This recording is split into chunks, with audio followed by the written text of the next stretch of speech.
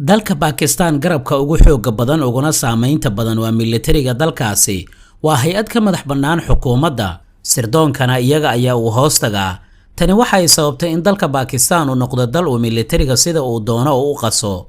militariga dalka Pakistan waa kuwa ugu saameynta weyn marka laga hadlayo dhinaca siyaasadda waxa ay farageliyaan go'aanada baarlamaanka mooshinada madaxda laga keeno iyo doorashooyinka guud ahaan ee dalkaas mushkiladda ugu weyn ee dalka Pakistan haysata waxa lagu tilmaamaa inay tahay militariga dalkaasi wariye reer Pakistan ah ayaa waxa la sheegay inuu isbarbardhig uu ku sameeyay nidaamka dawladeed ee dalkiisa iyo nidaamka dawladeed ee dalka India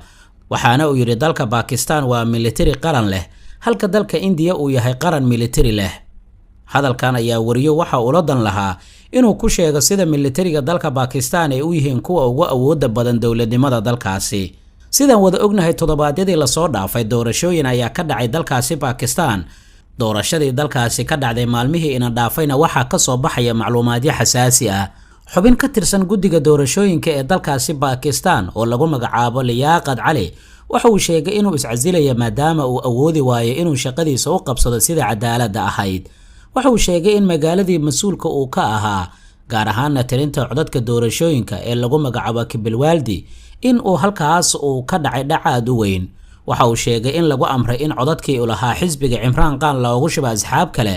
codadka tiradooda waxa ay gaarayeen sida uu sheegay 70,000 oo cod waxaana codadkaasi Imran Khan iyo xisbigiisa ay ku waayeen 13 kursi oo xisbigiisa uu ku soo bixi lahaa guddigan waxa kale oo ay sheegeen in ay ka dhigeen kuwa qasaaray kuwa guuleystay halka kuwa guuleystayna ay ka dhigeen kuwa qasaaray intii aysan bilaaban doorashadii guud ee dalka Pakistan militariga dalkaasi waxay qaadeen dhowr tallaabo ay kaga hor istaagayaan Imran Khan inuu ku guuleysto doorashada waxay ka mamnuuceen inuu ka baxo dalka Pakistan oo u duulo wadamada kale ee caalamka waxa kale oo ay warqadda doorashooyinka ka saareen sumadda cadeynaysa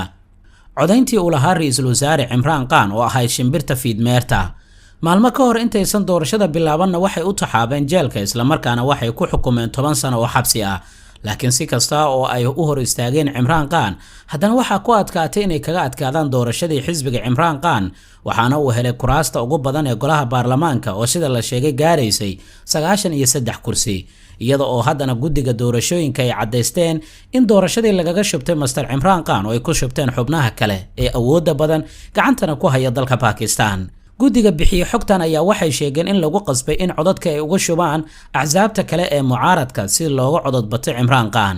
markii la weydiiyay waa ay cidda ku qasabtay waxay sheegeen laba nin labadaas nin waxay kala yihiin gudoomiyaha komishinka doorashooyinka Sikandar Sultan Raja iyo garsooraha ugu sarreeya cadaaladda dalkaasi oo Qaasi Faiz Ciise lagu magacaabo gudoomiyaha komishinka doorashooyinka dalka Pakistan Sikandar wuxuu ahaa ninka ku dhawaaqay doorashooyinka iyo tirinta codadka oo ka soo hormaray xilligii la filayay inay soo baxaan garsoore Qaasi Ciise isna wuxuu ahaa garsooraha musuqmaasuq hore loogu eedeeyay waqtigii dawladda Imran Khan waxa uu madaxweynaha ku eedeeyay musuqmaasuq iyo inuu bixiyo sir uu lahaa dalka Imran Khan iyo dawladdiisii waqtigaas uma aanay suuragelin inay garsoorahan ay soo xiraan muddo yar kadibna waaxda cadaaladda ayaa ninkan u dallacsiisay garsooraha ugu sarreeya dalka Pakistan garsoorahana waa ninka warqadda doorashooyinka ka saaray calaamadda Imran Khan oo uu ku galay doorashada oo ahay sumadda fiidmeerta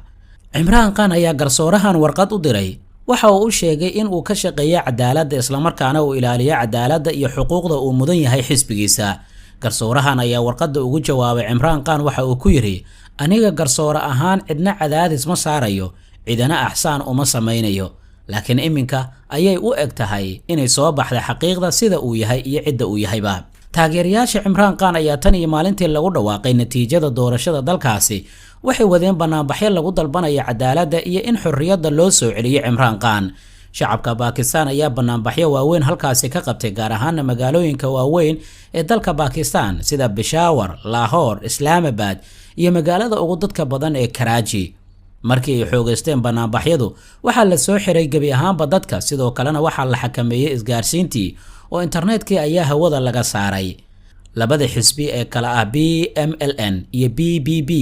iyagii ayaa isku biiray waxaana ay ku heshiyeen inay soo dhisaan xukuumad cusub oo ra'iisul wasaare looga dhigayo Shehbaz Sharif waxaana mansabka madaxweyne laga dhigayaa Asaf Ali Sardari xisbiga Pakistan ee la yiraahdo Muslim League ee horkacaya doorashada wuxuu helay 75 kursi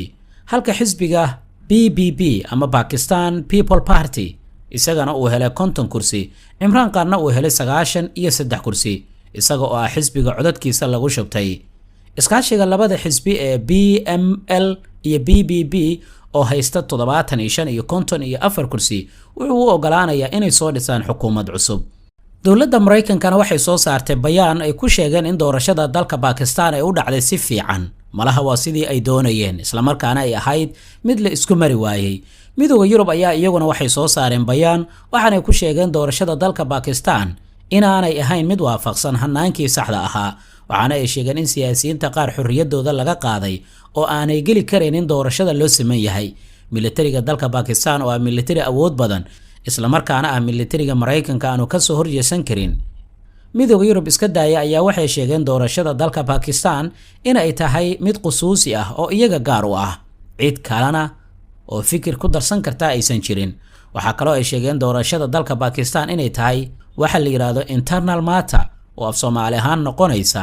arrin iyaga gaar u ah.